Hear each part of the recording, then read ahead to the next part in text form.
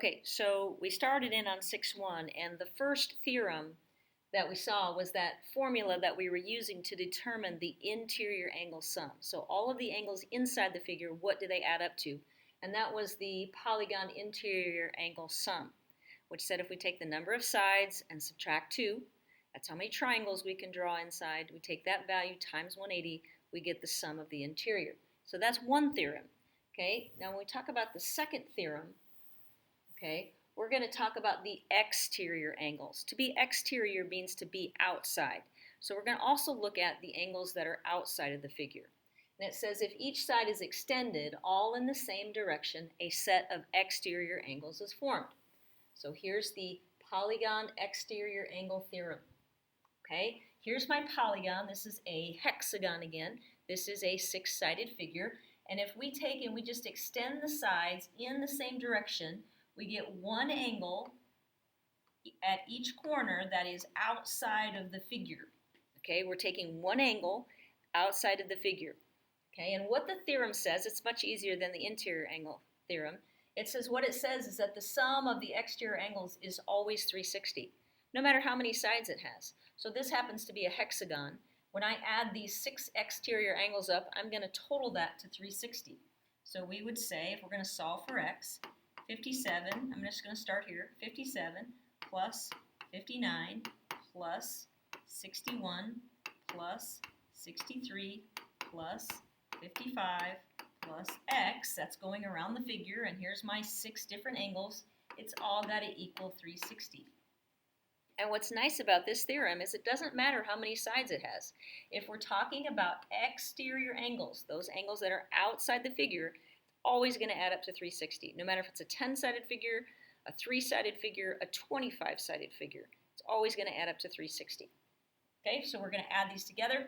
I'm going to add these two together because I know that 9 plus 1 is a nice 10, so that's 120 there.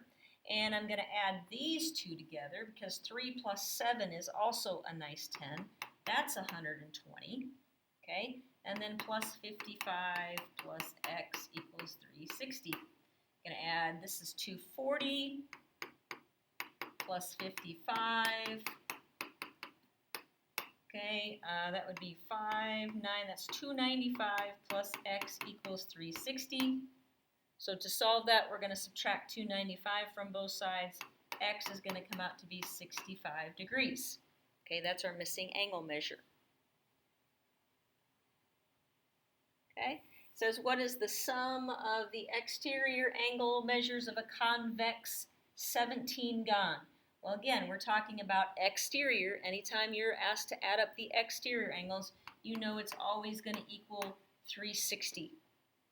Okay? It says it's a convex 17-gon. And again, this theorem, it does not matter how many sides. This has 17 sides. But it doesn't matter if it has 6 sides, like the example above, or 17 sides. It's always going to add up to 360 degrees. So I'm done there. That's all I had to know is what the theorem said. Okay? And that's the last. I will do one more, and I don't have it on here. But if it's a regular figure, so for example, let's see if they say, what is the measure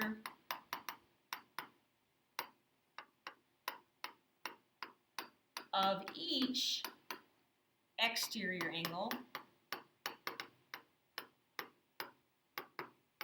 of a regular, let's say it's a regular pentagon. Okay, so now they don't want the sum of all of them. They want each individual one. So when they want each individual one, you know that they all add up to 360, right? We know that the total is 360. If we want each individual one, it has to be, first of all, it has to be a regular figure, because a regular figure means that all of them are the same measure.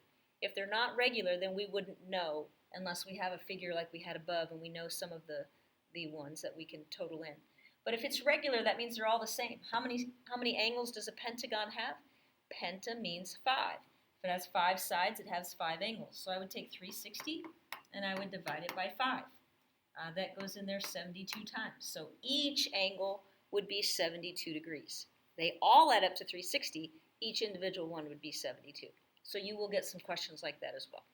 Okay, you can go back to that 6-1 worksheet and you can now finish the exterior angles as well.